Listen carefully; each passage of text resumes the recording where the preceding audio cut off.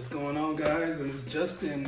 Yeah, wasn't here last week. I got back Monday night, technically Tuesday morning, from Japan. Amazing trip, by the way, and I'm actually going to be going back.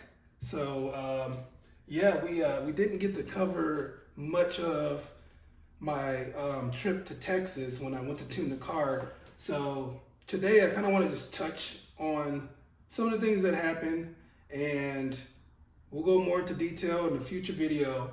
But I just want you guys to be aware, the tune, it did improve the 0 to 60. Down there, it wasn't as much as we thought it was going to be. So when we got the car, you know, I re-flashed his stock tune on his car. That night he went to do some runs, do 0 to 60. Keep in mind, the DA, which is like the elevation based on temperature and everything else, was 10,000 feet, all right? So even though his elevation where he's at in Texas is about 3,000 feet, because of the temperature there, you know, it's like in the 90s at night, his DA was 10,000 feet, which means the car is barely getting any air, can't breathe, you know, the air density is very low. So he ended up doing some runs with his old air filter in, and he did 2 runs. He got 9.98 and 9.82 0 to 60, guys, on the stock tune. It's terrible. Air filter was dirty. Next day, we changed out the air filter, reset his tune again. He ran a 9.77 and a 9.6. All right. Keep in mind, this run is hotter than these runs, because these runs he did were at night. So he improved over 0.1. He actually probably improved, he improved over 0.2 seconds just by changing his air filter to a clean one, all right? So at this point, the only tune that has been on the car is the stock tune, all right? So now we flash the first version of the sauce tune. The car is still completely stock. We're making sure all the runs are in the exact same spot, and it's done, you know, 10 minutes apart after I flash it.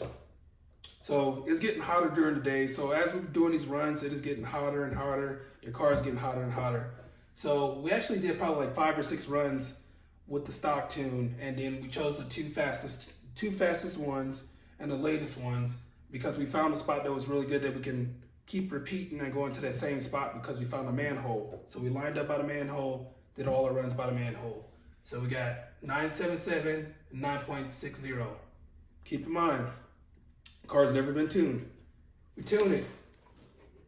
It goes 9.26, 9.05. All right? So we dropped a half a second at 10,000 feet. Now you got to remember, if the elevation was down at, you know, sea level and we're at 0 feet or even like 100 feet, these times would significantly drop down, and that also means it would amplify that the drop in the change in 0 to 60 time. So whereas it right here, it might show a half a second. If you do the percentage, because this is technically supposed to be like a 7 second 0 to 60, like a 7.3 or something like that. And it's running a 9. So if we do the percentage wise, just on the tune alone, you should be gaining or losing, dropping 3/4 of a second. So, you know, 0.75 or more. I can do the actual math. I just didn't want to really do it, but it's almost it's closer to a whole second than it is a half a second. Now, keep in mind, that was the first time this car has been flashed. So the drop was crazy. Now, we do runs with the spark plugs. There's not a crazy change. It's like a 0.01, or he might have got better at launching, but we tried to keep it all at 2,000 RPM. So that was about a 0.1 decrease, right? That's what it looks like. And then we go back to the stock tune. Now, the difference between the stock tune and the tune is gone. There's barely a difference. maybe like point zero five of a difference. It's pretty much basically the same. All right, and I'm like, we're starting to think about stuff like, people talked about there being a self-learning tune. I don't believe there's a self-learning tune, because this situation has happened on just about every car that I've tuned, and I've been trying to figure out what's been going on. Well, what I actually found out is there are sections of the ECU we cannot clear out. So there is stored memory. Even though we flash the ECU, there are sections that we cannot access. So I don't know, some of you guys are tuned right now. And you probably notice when you get to the end of your ECU flash, you'll get to a section where it says cannot clear DTCs. And you get all these error codes for you can't clear the DTCs. Now there are certain areas that are for your transmission, and there's certain areas of the ECU we cannot access.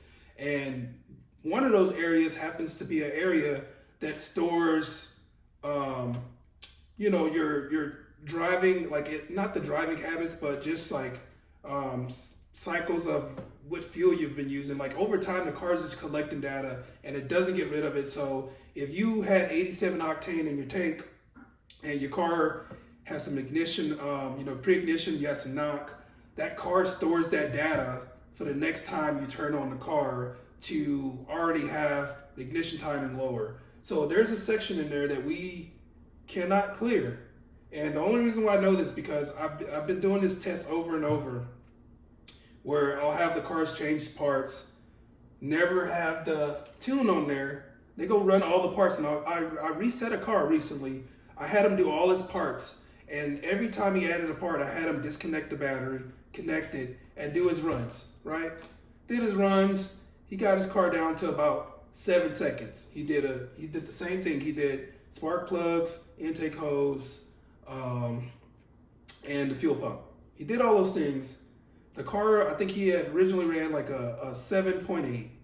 He got the car down to, I think, a 7.4-ish, right? Not bad. And that was all with all the parts on there. So he gained like, 0.4 of a second, or he lost 0.4 of a second off the 0 to 60. And this is all on the stock tune, and he kept reflashing the stock tune. Well, not reflashing it, but he did reflash it because he had the stock tune. I gave it to him. He kept reflashing it, and every time he kept, he would slightly improve. Then, with all the parts installed, we flashed the tune. First run, I think it was like 6.8, right? So from 7.4 to 6.8. And I don't know what elevation he's at. I don't remember. But the time dropped, right? So I'm like, okay, so my tune does do something. Then we flash back to the stock tune again. The car runs a 6.9. Almost the same exact time as the tuned one. And I'm like, well, earlier it couldn't do this. And now it's running the same exact, and keep in mind, this is all during the same time of day. All right, because I don't do the whole wait until the end of the day when the temperatures cool off. This is all within a 1-2 hour window where he did the tune, and then he flashed back to the stock tune. All right, so because he went stock tune, my tune, back to stock tune, and after he had flashed that initial sauce tune, the car stored that memory, so it has kind of like a muscle memory. It knows where it's been.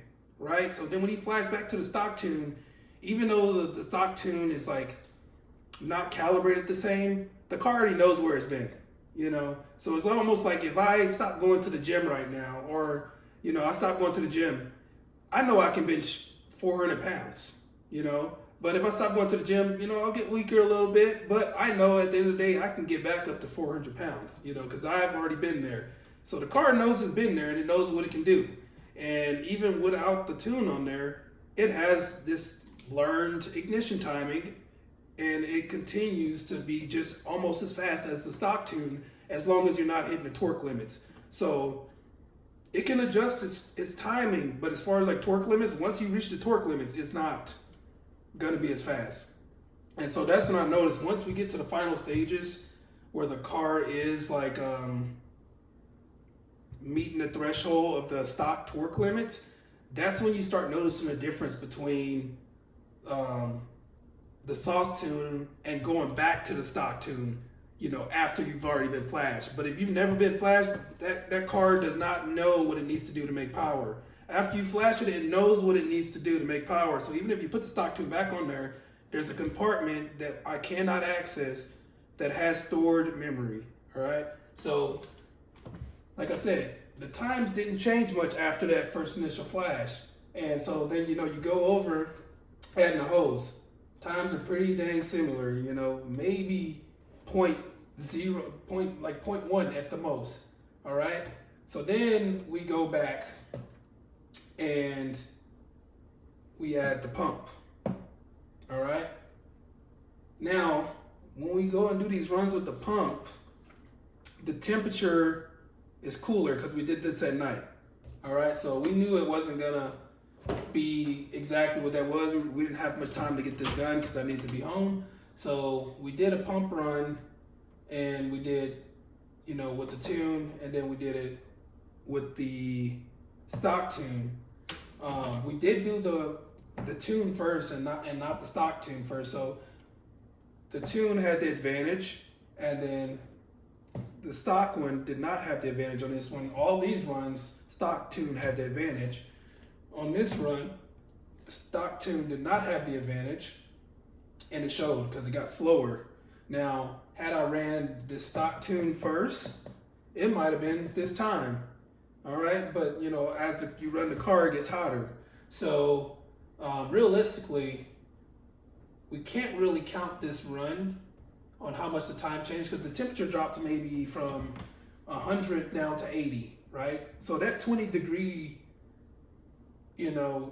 jump in temperature, I wouldn't say it would cause a whole second of 0 to 60 gain with that 20 degrees, but some of it, I'm going to say most of it was from the temperature and a little bit from the pump, but I don't know exactly how much. But I know the pump helped. We felt it. So the data, there's always going to be so many variables. You can only do so much. But from what I'm seeing, once you tune your car, the memory is there. You can't erase it. It's there. And every time you flash it, if you flash something that's more advanced, that is going to store into the memory, all right?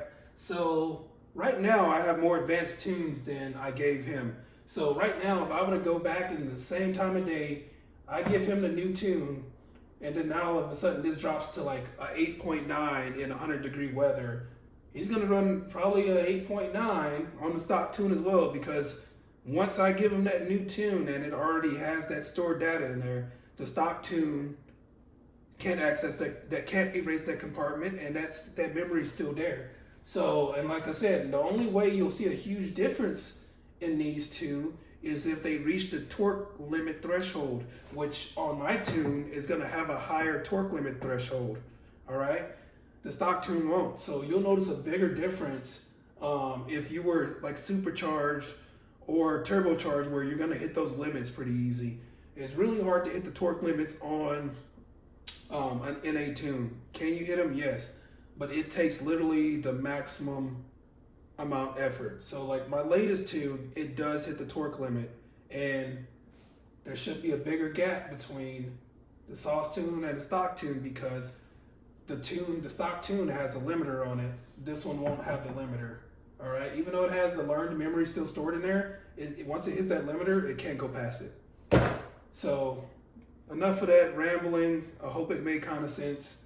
But yes, I'm back, and I do want to make a video on my trip to Japan and show you guys. I actually went to Hiroshima or Hiroshima, however you want to pronounce it, and I went and checked out the Mazda Museum, the main Mazda factory, and I got to see a lot of cool Mazdas that are not available anywhere else that I know.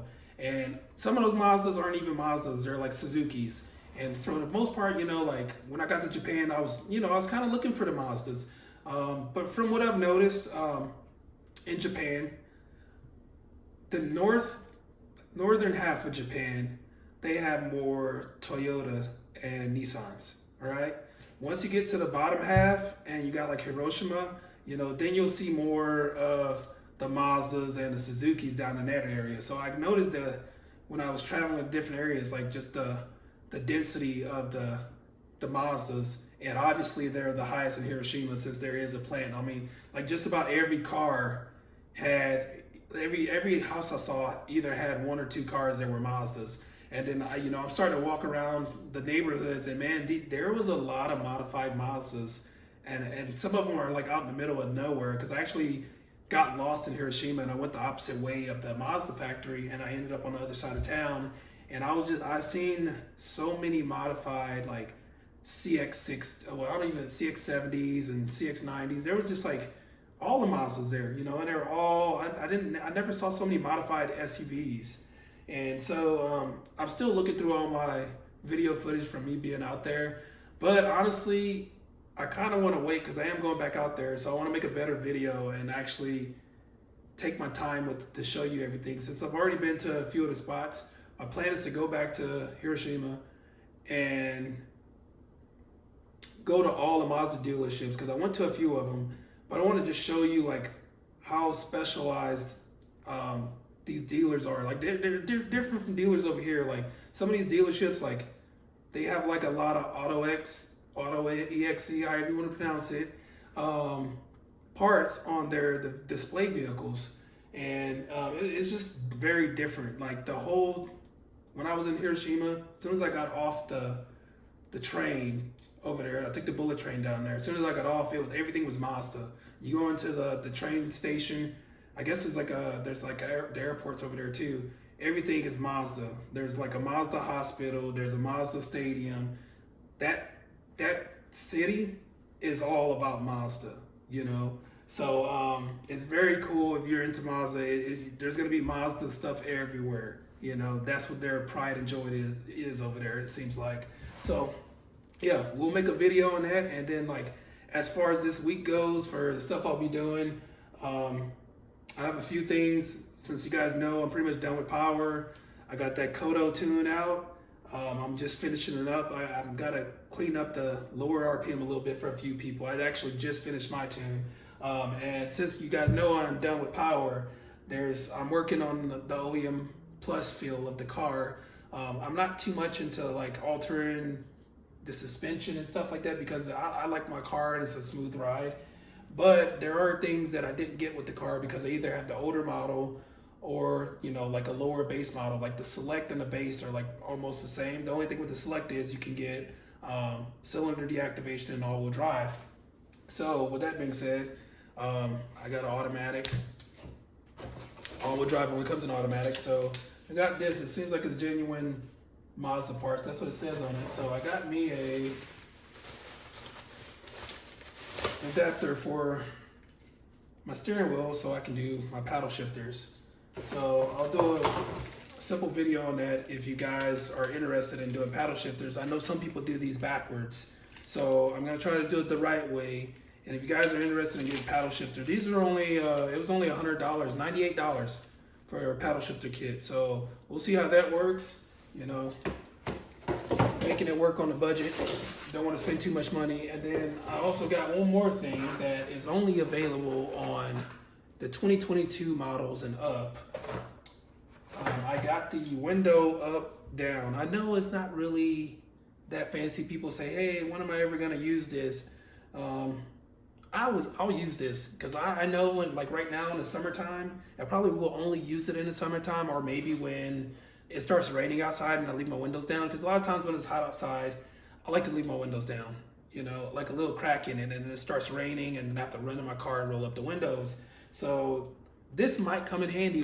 I'll keep track of how many times I've used it, but like I want to be able to go up to my car and as I'm going up, have the windows down so I don't get smacked in the face by the heat. That was the main reason for getting this. And yeah, I just thought about like, hey, when it rains, hopefully my range is enough on my remote to where I don't have to go out in the rain. I can press this and it'll go back up. But I know on the 2022 models and up, people said the windows go down, but they don't go back up. So I'm hoping this one goes back up. It says up and down open and closed. So this is actually probably better than the 2022 Plus models that come with it in the remote already. So I'll try that. And then I had one last thing, you know.